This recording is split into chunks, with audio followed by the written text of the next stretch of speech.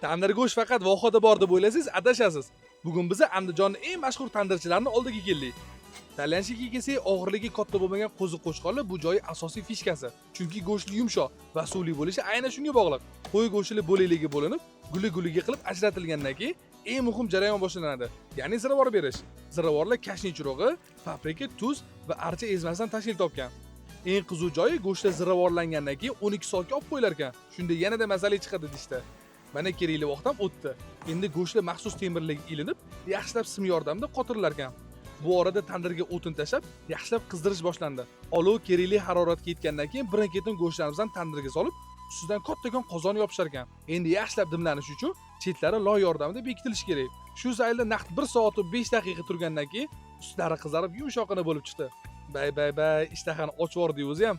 Ranglari ham tinu. Bu joy Andijonda joylashgan. Aniq lokatsiyani Telegram kanalimizda qoldirdim. Mazasi kelsa juda ham ajoyib. Yurishganda bir yeb ko'ring. Tavsiya qilaman.